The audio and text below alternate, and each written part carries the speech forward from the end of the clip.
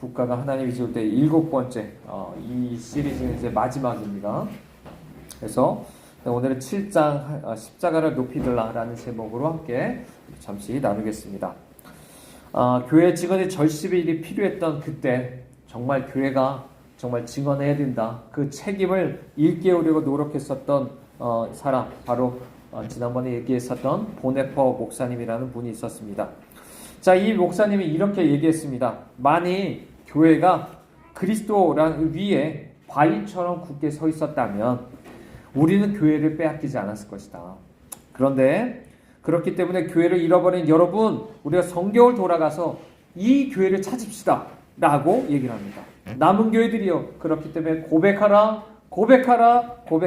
라고 하면서 애원하는 이런 모습들을 우리가 보게 됩니다. 물론 여기서 이제 교회를 잃어버렸다라는 것은 이제 나치 교회가 되는 거죠. 그것이 본래 교회가 아니게 되는 그것을 가리켜 말할 겁니다. 자, 1933년 1월 달에요. 히틀러가 독일 총통으로 취임을 하게 됩니다. 자, 그 다음날 이 보네퍼가 다음날 라디오 연설을 하면서 경고를 합니다. 뭐라고 하냐면 사람들이 지도자를 우상화하면 그때 지도자 이미지가 점점 더 잘못된 지도자 이미지가 될 거고 결국에 그 지도자는 자기의 우상을 만들고 하나님을 조롱하게 될 거다라고 얘기를 합니다. 그러니까 언제든지 이런 일들이 일어나는 거예요. 누구 지도자, 그게 좌파든 우파든 똑같이 그 사람을 우상화하면 그 사람은 적그리스도처럼 되는 거예요. 누가 그렇게 만드는 겁니까? 우상화하는 내가 그렇게 만들 수 있는 거예요. 그렇죠? 우리가 그런 것들을 생각해 봐야 됩니다. 자, 그러면서 우리에게 분명하게 얘기를 했어요. 교회가 무릎 꿇어야 될 제단은 오직 하나다. 누구요? 하나님의 제단. 하나님 앞에만 무릎 꿇어야 된다라고 얘기를 하면서 정말 이 교만한 나치하고 십자가 안에서의 그 굴욕을 철저하게 대조하는 모습들을 보여줍니다. 앞서 얘기한 것처럼 나치는요, 점점 더 자기 자신을 높여서 하나님 앞에까지 조롱하고 할 정도로 점점 더 교만하고 오만한 모습을 보여주죠. 그렇지만 예수 그리스도의 십자가 안에서 보여주신 건 어떻죠? 철저히 낮아지고 굴욕된 모습들. 이런 게 또 우리 교회 안에 있어야 된다라고 볼 수 있어요. 자, 그래서 보네퍼는 이런 얘기를 했습니다. 만약에 다른 신으로 하나님을 대신한다면 우상이겠죠, 그게. 자, 복음은 결국에 배신당할 거고 교회는 심판받게 될 것이다 라고 경고를 했습니다. 그러니까 우리가 이 말들을 잘 기억하셔야 돼요. 우리 다음에 나오는데 우리나라나 미국에 대해서 적용을 해보면 이 얘기가 결국에는 오늘 우리 얘기다 라는 것들을 생각을 해보게 될 텐데, 그래서 이런 얘기합니다. 우리가 얻게 될 것은 기독교랑 조화를 이룰 수 없는 크고 인기 있는 국가교회라는 것이고, 우리가 그렇기 때문에 반드시 가야 될 새로운 길을 시작할 준비를 해야 된다라고 얘기를 합니다. 그러니까 이런 거죠. 국가교회라는 거, 이게 이미 정치와 교회가 하나가 된 거예요. 그게 국가가 우위든 교회가 우위되든 그것들이 다 잘못된 거라고 말할 수 있을 텐데, 그렇기 때문에 새로운 길을 가야 된다는 거죠. 그게 이제 이 보네퍼 목사님이 만든 거는 고백교회라는 걸 만들게 된 거죠. 자, 오늘날 그렇기 때문에 실제적 갈등은, 자, 이 사람이 이렇게 봤어요. 그때 당시에는 게르만주의라는 거랑 기독교라는 것이 사실상 갈등을 빚고 있다. 이 안에 계속적으로 싸우고 있다라고 봤습니다. 오늘날 우리도 마찬가지인 거예요. 계속적으로 인본주의와 기독교 사이에, 또 아니면 요즘은 마르크스주의, 문화 막시즘과 기독교 사이 안에서, 그죠? 그리고 그와 짬뽕된 수없이 많은 대체 종교와 이 기독교 사이 안에 끊임없는 전쟁이 있다라는 것들을 우리는 기억을 해야 됩니다. 그리고 바로 이때 복음을 전함 속에서 정말 우리가 이 전투 안에서 우리가 싸워나가야 된다라는 것들을 생각을 해볼 수가 있습니다. 자, 옛날 초대교회 한번 생각해 볼까요? 초대교회 때는 이 분명히 예수님을 믿는 사람들은 복음의 능력이 믿었습니다. 그리고 실제 그것이 많은 것들을 성취해 갔는데요. 알다시피 로마 제국에서 그 정부는요, 자, 그 정부 안에 기독교가 그런 정치적 기반이 있었을까요? 정치적 기반. 그런 거 없었죠. 물론 나중에는 어떤 귀족이나 어떤 이런 사람들 중에 믿는 사람들이 생기긴 하겠지만 문화 주류도 아닙니다. 대부분 이교도예요. 수없이 많은 다신교를 믿는 사람들이 다예요. 대부분. 그런데 이상하게도 이 복음이라는 게 이 로마 제국 전체의 영적이고도 도덕적인 분위기를 다 바꿔버립니다. 정치적으로나 문화적으로 상당히 소수고 완전히 어떻게 배척되는 그런 곳일 수 있고요. 어떤 지지나 힘도 얻을 수 없는데도 실제 그렇게 바꿔놔요. 계속적으로 종교적으로 경쟁하지 않겠습니까? 이교도하고도 경쟁을 하고 그럼에도 불구하고 수없이 많은 사람들의 마음을 사로잡습니다. 자, 그렇게 할 수 있었던 이유가 뭘까요? 당시 그 사람들 종교의 자유도 없습니다. 국교가 아니라니까요. 아직 공인되지도 않았고 믿으면 안 되는 종교인 거예요. 자, 그런데도 게다가 그것을 어떤 알려줄 만한 이 사람들의 어떤 소식이나 이런 걸 알려줄 만한 언론도 없고요. 이런 내게 잘못된 어떤 것을 당해도 그것을 바로잡을 만한 힘도 없어요. 이 사람들은. 그런데도 불구하고 분명히 복음을 통해서 수없이 많은 것들을 바꿔나갑니다. 사람들을 바꿔나가고 가정을 바꾸고 온 사회를 바꾸는 그런 모습들을 우리가 보게 되는 것이죠. 그래서 이들의 믿음은요, 결국에 그들의 공경에 처한 숫자에 있지 않습니다. 뭐 숫자가 적다, 우리 힘이 적다, 이런 거 있지 않았어요. 복음을 부끄러워하지 않고 선포한 단순한 그 메시지, 그죠? 복음 안에 그들이 있었습니다. 그래서 우리 사회에서 내가 이렇게 불리해, 이런 것 때문에 주눅 들고 이런 게 아니라 오히려 성령의 권능 안에서 끝까지 복음을 들고 나가는 게 이 초대교회 사람들의 모습이었어요. 사실 지금 얘기한 것처럼 마찬가지입니다. 어떻게 보면 로마 제국에 있는 사람들이 우리보다 더 힘들면 더 힘들었죠.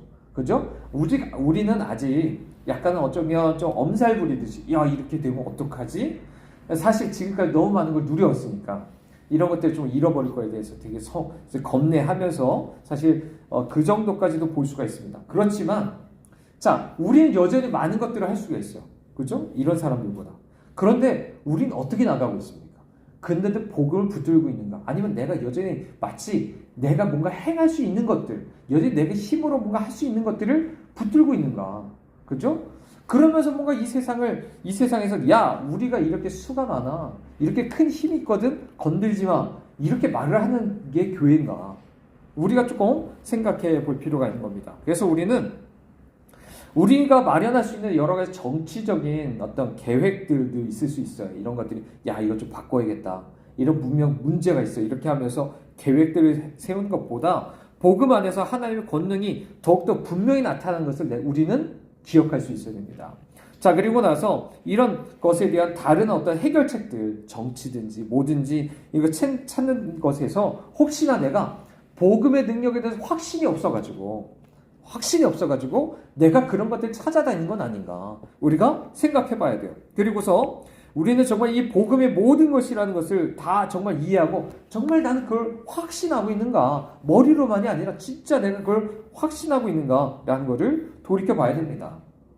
우리 사회에서 지금 얘기한 것처럼 기독교에 대한 적대감이 점점 더 많아지는 것들을 보게 되죠. 기독교라는 것 자체가 점점 더 이제 억압하는, 마치 옛날에 어떤 부르주아 같은 사람들에 대해서 가졌던 프레임처럼 똑같이 기독교에 대해서 많은 사람들이 그렇게 생각을 합니다. 자, 그렇지만 우리는 세상과 관계를 맺기 위해서 우리의 복음 전파라는 이 본질적인 임무에서 벗어나면 안 돼요. 이게 제일 중요한 겁니다. 그러면서 사람들은 어떻게 해야 돼요? 보통 많은 유혹이 뭐냐면 여기서 벗어나서 저 사람들에 대해서 어느 정도 우리가 기분 좋게 할 만한 것들, 그죠? 둘 중에 하는 거예요. 어떻게 조금 좌파적인 사람들은 우리가 저 사람들한테 맞춰서 그래서 조금 착한 일만 하자. 아니면 좀 극우적인 사람들은 막 정치적으로 이거 바꿔버리자고 할겠죠. 근데 그것보다 진짜 교회가 가야 될 길이 뭔지 우리가 조금 생각해 볼 필요가 있는 것이 바로 그게 주님의 십자가라는 것을 우리 꼭 기억하실 수 있길 바랍니다. 교회는 정말 이 복음 안에서만 살 수 있는 거예요. 복음이 기초이기 때문에 이거 없으면 교회는 더 이상 생명이 없고 사실 죽은 거나 마찬가지인 거예요.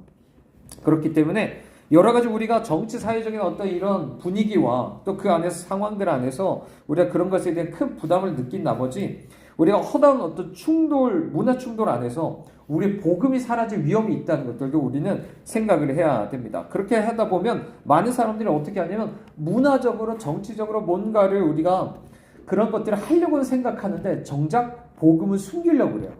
그런 어떤 유혹들이 우리에게 참으로 많습니다. 그러다 보니까 뭐로 계속 가득 차게 되냐면 사람들이 점점 더 세상의 기독교에 대해서 반대할수록 다른 것들로 계속 교회를 채워가는 거예요.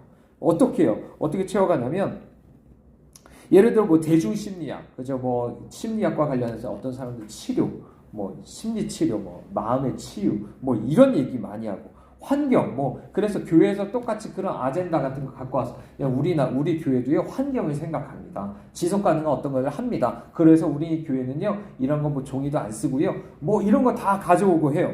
그러면 사람들이 올 거라 생각하는지, 게다가, 아니면 어떤 사람 민족주의적인 걸 그대로 또 가지고 오겠죠. 그래서 거기 플러스 우파적인 걸 또 가지고 와서 할지도 모르겠습니다.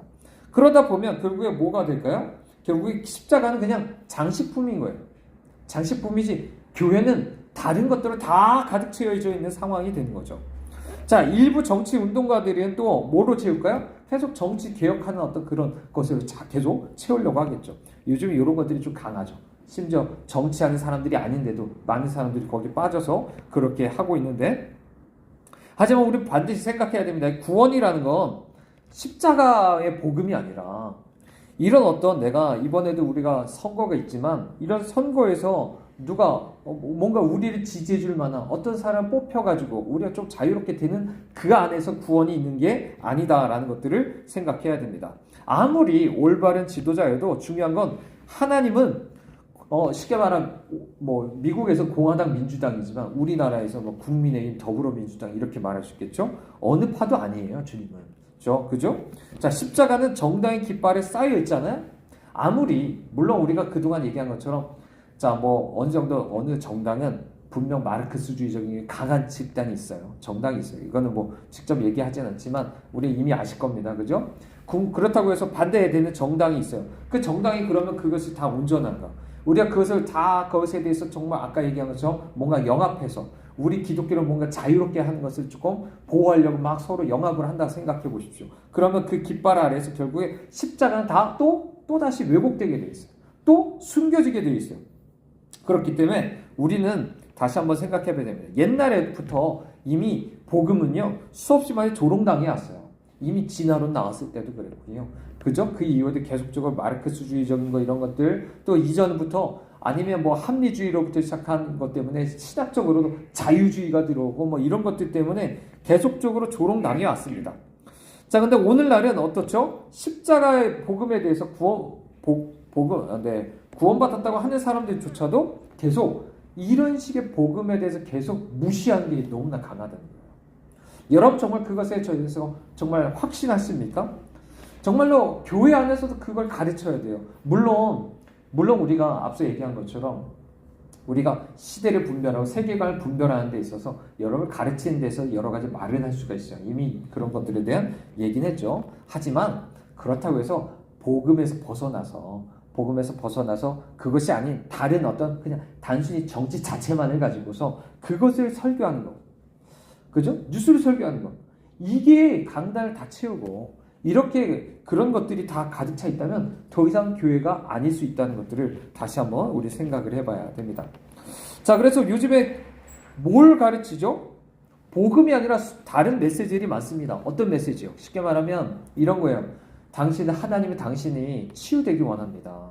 아니면 당신 복받기 원하세요. 돈 많아지기 원하세요. 하나님 당신이 조금 더 나은 당신이 꿈꾸고 있는 것들, 그 일들에 있어서 더 나은 사람이 되기 원하세요.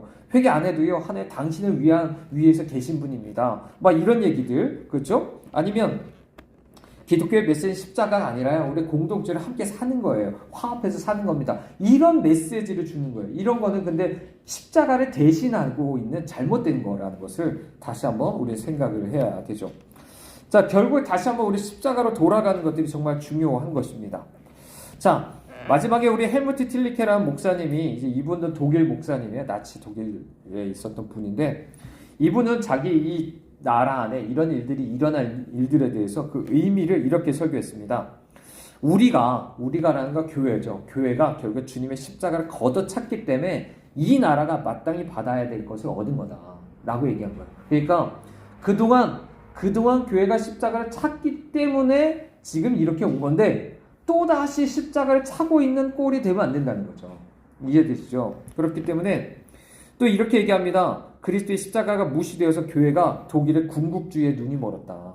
그러니까 거기는 나치나 이런 것과 연결이 되는 거죠. 오늘날 마찬가지예요. 그게 또 뭐랑 연결되죠? 어떤 사람은 좌파, 아니면 어떤 우파, 이런 것들 눈이 멀어가지고 계속 그럴 수 있다는 것들을 다시 한번 얘기하고 있는 것입니다. 그래서 결국 교회 안에 가장 큰 위험은 뭐냐면, 이렇게 얘기를 해요. 즉 온 세계를 얻으려 할 때 자기의 영혼을 잃어버릴 수 있는 위험. 그러니까 교회가 더 이상 교회가 아니게 되는 것. 이런 것들이 정말 가장 큰 위험이다라는 것들을 다시 한번 이렇게 강조를 하고 있습니다. 그래서 결국에 십자가를 부인한다는 것은 이렇게 나 자신 안에 구원과 관련해서 정말 위험한 결정을 가져올 수 있지만 그 이상 내가 십자가를 부인할 때 이 민족 안에 나라 안에 가장 잔인한 결과를 가져온다 라고 이 목사님은 얘기를 했습니다. 그래서 정말 우리는 계속적으로 십자가를 내려라, 계속 이 세상처럼 성공에 취하라 라고 얘기하면서 다른 것들을 계속적으로 채워나가려고 하는 이 모든 것에 대해서 우리는 정말 주의할 필요가 있다라는 것을 생각해 봐야 됩니다. 그 안에서도 끝까지 야 우리가 이렇게 세상에 어느 정도 잘 타협하면서 이렇게 우리가 컸어 라고 하면서 자랑스럽게 우리 교회를 막 떠벌리고 있는다면 사실 그냥 그대로 정말 그 교회는 심판을 받을 수밖에 없는 거예요. 그 결과를 맞이해야 된다는 거죠. 자, 어쩌면 이제는 우리 차례인 것처럼 보일 수도 있어요. 이런 어떤 일들이 일어난다는 게요. 자, 하지만 우리는 정말 사도들처럼 복음을 전하는 우리의 헌신이 정말 세상의 법에 그렇게 달라진 세상법에 대해서 때로는 그것이 정말 어길 수 있게 된다는 것을 때로는 알게 될 것입니다. 그죠? 그래서 그리고 그때는 우리는 기억을 해야 되죠. 나는 정말 대가를 치르더라도 정말로 이 복음을 내가 나타낼 것이다. 이런 어떤 각오가 되셔야 돼요. 그리고 또 한편으로는 또 어떻게 이 사람들을 여전히 나를 미워하고 있는, 그래서 교회 다닌다고 하면서 나를 미워한다고 하는 사람들을 여전히 사랑하면서도 좀 복을 무너뜨리려고 하는 수없이 많은 것들, 그죠? 지금 교회를 채우고 있는 수없이 많은 것들에 대해서 내가 반대하면서 나갈 수 있을까? 이런 것들 우리가 정말 고민해 봐야 될 때입니다. 정말 십자가의 말로 우리에게 그 전투가 결국 이것은 교회와 국가 사이에 있는 게 아니에요. 막 국가가 우리 교회를 짓밟으려고 한다. 그래서 그 안에서 싸우려고 하는 게 아니라 진짜 이 십자가는 우리 안에 싸움은 어디에 있느냐? 내 마음속에 있는 것이다. 그렇죠? 십자가를 계속 끄집어내고 다른 것으로 교회를 세우려고 하는 이런 것이 우리 마음 안에 가장 큰 전투라고 얘기하는 거죠. 그래서 우리는 이런 어떤 어려움들이 있을 때마다 우리는 다시 한번 생각해 봐야 됩니다. 오히려 이것이 진정한 증인이 될 기회가 되는 거다. 그죠? 앞서 얘기했었던 것처럼 보네퍼 목사님이나 코리텐 붐처럼 때로는 정말 고난이 없었다면 그런 사람들에 대한 얘기를 들어보지 못했겠죠. 하지만 그런 것들을 통해서 하나님도 얼마나 그들을 기뻐 받으셨겠는가 우리가 다시 한번 생각해 보면서 마지막으로 우리 그래서 고난이 없다면 이런 어떤 금보다 귀한 믿음을 하나님께 보여드리지 못할 것이다라고 생각을 할 수가 있겠죠. 결국 주님은 다시 오셔서 이 모든 역사를 바로잡게 될 겁니다. 그리고 모두가 예수님 앞에 무릎 꿇고 경배하면서 예수님이 주라고 우리가 고백하는 것들을 보게 될 거예요. 그러므로 우리는 흔들리지 않고 주님 앞에 끝까지 영광 돌릴 수 있는 사람이 되셔야 됩니다. 그래서 오늘 우리의 말씀 마무리 지으면서 그런 것입니다. 말 그대로 우리가 지금까지 이야기한 것들을 조금 오해하시면 안 되는 거예요. 국가에 대해서 말 그대로 국가가 하나님을 잊어버리고 여러 경제적인 문제로 수없이 많은 사람들이 미혹하고 법이라는 무기를 가지고서 마음대로 자기 힘을로 자기와 반대되는 것들 심지어 기독교를 막 억누르고 우리 아이들을 데리고 가서 막 세뇌를 시키고 막 한다 할지라도 그 앞에서 우리가 그런 것들 알 때 수없이 많은 사람들이 지금까지 얘기한 것처럼 다른 걸로 그걸 싸우려고 한다는 거죠. 계속적으로 우리 바깥에 저 국가가 나한테 덤벼드는 것, 물론 그것도 대단한 영적 전쟁이라고 할 수도 있어요. 하지만 그것 안에서 그것만 바라보면서, 그죠? 내 안에 있는 전투는 생각도 안 하고, 그리고 그것을 정치적으로 해결하려고 하고 십자가에 대해서 바라보지 않는다면 그것은 결국 교회가 지는 길이다라는 것들을 기억해야 돼요. 그러니까 만약에 정말 우리가 지난번에 얘기한 것처럼 하나님이 날 불러주신 자리 안에서 하나님 나라를 이뤄가는 건 모든 사람이 다 해야 돼요. 다 해야 됩니다. 너무 우리가 정치라는 것에만 매몰될 필요는 없으시고요. 각자 부르신 자리 안에서 정말 하나님 나라를 이뤄 가셔야죠. 하지만 그거 전에 먼저 십자가라는 이 복음 위에 선 교회라는 것 자체가 흔들리지 말자. 이것만큼은 우리가 좀 기억하실 수 있기를 바랍니다. 자, 지하교회를 준비하라도 이제 마지막입니다. 오늘도 두 가지 조금 살펴보는데요. 고독을 극복하기 먼저 생각해 봅니다. 자, 지하에서 제일 그 감옥에 갇히면 제일 힘든 것 중에 하나가 뭐냐면 고독을 어떻게 그것을 견딜까요? 혼자 있을 때. 예를 들어 내가 감옥에 갇혔는데 혼자 독방에 처해 있어요. 자, 그럼 내가 이 모든 시간을 어떻게 할까? 말 그대로 아무 소리도 안 들리고 아무것도 볼 수 없어요. 그냥 벽만 쳐다보고 있는데 많은 사람들이 그 앞에서 미쳐버리죠.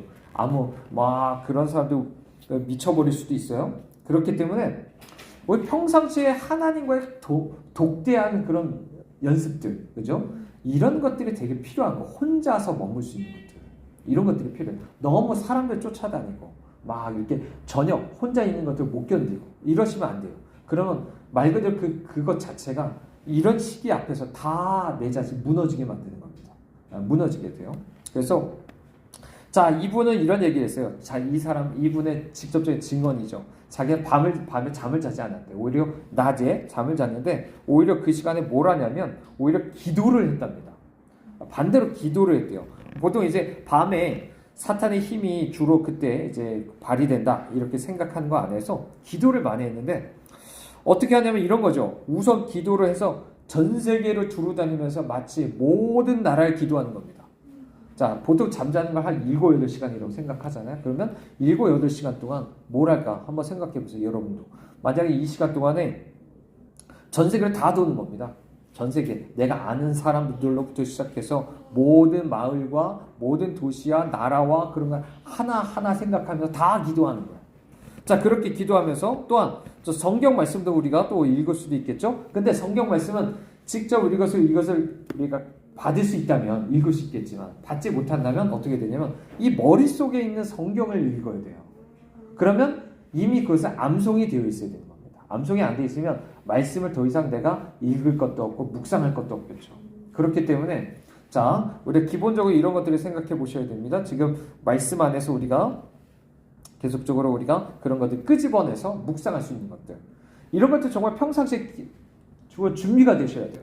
우리가 아침마다 우리가 매일마다 우리가 그런 카톡으로 알려드리죠. 중보기도 제목들, 그죠? 전 세계 기도 제목, 긴급기도 제목 이런 것들이 있고 또 말씀을 우리가 보내드리는데 그건 안에서 적어도 한 절씩이라도 우리가 외워보고 그래서 묵상하고 하는 것들을 우리가 조금 연습해 볼 필요가 있겠죠. 그러면 그게 이제 내 안에 뭐 어떤 나라들이 다 있는지 또 그 나라 어떤 나라인지 이런 것들 적어도 우리가 기억을 할 수 있을 것이고 또 종종 혹시나 뉴스를 듣는다면 그 나라를 위해서 기도할 수 있을 것이고 말씀도 마찬가지로 기억하고 있다면 그것을 다시 끄집어내서 내가 그것을 말씀을 외울 수도 있고 또 고백할 수도 있는 이런 상황도 될 수 있을 것입니다.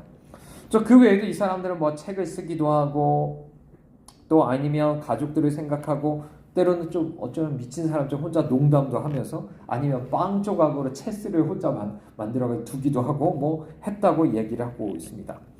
어찌됐든 우리 마음 안에 필요한 것은 이런 상황 안에서 걱정을 우리가 허용해서는 안 됩니다. 왜냐하면 그 안에 그렇게 걱정을 허용하는 즉시 결국에 우리가 결국 공산주의자들의 손에 넘어가기 때문에 그렇고요. 대신에 지속적으로 우리가 깨어 있어서 정말로 생산적인 생각에 집중하는 훈련들 이런 것들이 좀 필요하다라고 우리가 말할 수 있어요. 자, 마지막입니다. 우리 진정한 정체성인데요. 자, 지하 사역을 하다 보면 다른 이름으로 사용되는 것들이 많대요. 그래서 이런 것들입니다. 예를 들어 이런 것도 지금도 일어나고 있는 건데 이 원브란트라는 목사님도 원브란트라는 이름 자체로 불리질 않는 거예요. 어떻게 불리냐면 뭐 바실레 아니면 어떤 곳에는 게오르 게스쿠 아니면 어떤 곳에 루벤 아니면 어떤 사람 아무개 이렇게도 불린다라고 얘기합니다. 이 얘기가 뭐냐면 이런 거예요. 누가복음에서 보면 예수님이 11장 1절에 보면 예수께서 한 곳이라고 말하거든요. 그러니까 정확하게 예를 들어 문막 뭐 원문로 뭐 이렇게 어디라고 한 게 아니라 한 곳이라고 얘기하는 거예요. 조금은 모호하죠. 이런 것으로 통해서 이런 식으로 교회 이런 것들로 말을 쓰는 거예요. 그렇게 해서 이런 식인 거죠. 어떤 도시에는 어떤 곳에서 내가 어떤 형제를 만났습니다. 우린 다음에 어떤 집에서 어떤 시간에 만나기로 했습니다. 이해되시나요? 남은 못 알아듣고 우리가 서로 알아들을 수 있는 말들을 이제 하게 되는 거죠. 누가복음 22장 10절에서도 이런 얘기를 했어요. 예수님이 너희가 성내로 들어가면 물 한 동이를 가지고 가는 사람을 만날 건데 그가 들어가는 집으로 따라 들어가서 라고 얘기를 하고 있습니다. 자, 여기서도 마찬가지죠.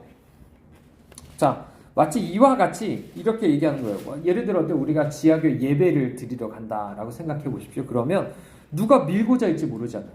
누가 그걸 밀고 하고 그 정보를 캐내 가려고 할지 모르는데, 그러면 그곳의 주소 건등로 39에 있어 이렇게 얘기하면 안 되는 거죠. 자, 그럼 어떻게 해야 되냐면 그냥 저 거리 모퉁이에 서 있으세요. 아니면 공원에 있는 거기에 앉아 있으십시오. 그러면 파란 넥타이나 어떤 표시를 한 남자가 지나갈 것이 보일 텐데 그 사람을 따라가시면 됩니다. 뭐 이런 식으로 한다는 거죠. 또는 누군가 다른 사람들에게 이름이 어떻게 되시오? 라고 묻는다면 누굴까요? 정확하게 물어보는 사람. 당신 이름이 뭐예요? 거기에 어디서 뭐예요? 무슨 주소가 뭐예요? 정확하게 물어보면 이 사람은 말 그대로 정보를 캐내려고 하는 사람이다 라고 볼 수가 있다는 거죠. 그래서 마지막으로 이분이 얘기하는 건 이런 겁니다. 이게 조금 WCC라고 이렇게 오늘날에도 약간 좌파적인 의제를 가지고 얘기하면서 종교 통합을 애쓰는 사람들이 있어요. 자, 이런 사람들은 이런 지하교회 사역하는 것들에 대해서 상당히 비난을 했다 합니다. 자, 그런데 오히려 권위에 대해서 복종하지 않는 게릴라들한테 이제 재정 지원을 하는 이런 모습들을 보였다고 하는데요. 자, 근데 이분은 그래서 이런 얘기를 하는 거예요. 물론 우리는 모든 권세에 대해서 하나님이 세우셨다고 믿습니다. 그렇죠? 그리고 그 안에서 우리는 마땅히 하나님 앞에 그 권위들을 마땅히 우리가 순종하고 하는 것들이 필요할 것입니다. 하지만 우리가 이런 것들을 생각해 볼 필요가 있어요. 방금 얘기한 것처럼 지금 이런 잘못된 권세들, 그렇죠? 물론 하나님 세우셨지만 하나님의 목적과 그 명령과 반대되는 것들을 하는 그런 권위에 대해서는 거기에 대해서는 우리가 조금은 좀 반대할 수 있고 거기에 다 협조하지 않는 부분도 있을 수 있다라는 것들을 우리가 생각해야 됩니다. 물론 우리가 너무나 개인적인 기준에서 또 우리가 뭐 모든 권위자에 대해서 또 그렇게 바라보면서 무조건 비판적으로 되는 것도 우리가 조심해야겠지만, 자, 그런 부분 안에서도 우리가 마땅히 우리가 지금 얘기하는 건 그런 거죠. 권위 안에서 어떤 사람이 계속 지하교회 사역을 비난한다고 해서 그것에 대해서 그냥 무조건 받아들이고 이런 것보다도 마땅하게, 그죠? 하나님의 교회를 세우기 위해서 지하교회 사역을 계속 해왔던 이런 모습들을 우리에게 얘기를 해주고 있는 것입니다. 자, 오늘까지 계속해서 이제 국가가 하나님 잊을 때 지하교회를 준비하라, 이게 두 가지를 살펴봤습니다. 지금까지 말한 것처럼 적어도 우리가 말 그대로 시대를 분별하게 됐을 거예요. 아, 우리가 살고 있는 시대가 이렇구나, 그죠? 우리가 둘러싸고 한국이라는 나라가 이렇구나 라는 것을 우리가 알게 됐을 거고, 그리고 한편으로 그러면 우리는 어떻게 해야 되는가, 그죠? 지하교회를 정말 우리는 준비해야 된다, 이런 것들을 함께 살펴보게 된 것입니다. 그래서 우리가 더욱더 이 시대를 분별하면서 깨어있으시길 원하고요. 그래서 다시 한번 복음 위에 서서 다시 한번 우리가 정말 때로는 지하교회 같은 모습을 보일지 몰라도 우리가 다시 한번 주님 앞에 굳게 우리가 서 있을 수 있기를 바랍니다. 네, 우리 함께 기도하겠습니다. 자, 오늘 말씀 우리 기억하면서 우리 기도하십시다. 하나님, 아무리 정말 세상이 특히 나라가 우리를 정말 박해하려고 하는 것들이 있다 할지라도 하나님, 우리가 십자가를 놓지 않게 하여 주시옵소서. 이것 놓쳐서 사실 지금까지 왔습니다. 하나님, 우리가 이 안에서 다시 한번 십자가 붙들고 오히려 교회가 되도록 회복되게 하여 주시고, 오히려 이 나라까지도 다시 한번 회복되게 하는데 정말 쓰임받는 그런 교회가 되게 하여 주시옵소서. 그리고 그런 바로 나 자신이 우리 개인이 될 수 있도록 우리 함께 기도하시기 원합니다. 함께 기도하시겠습니다. 하나님, 이 시간 기도하며 나갑니다.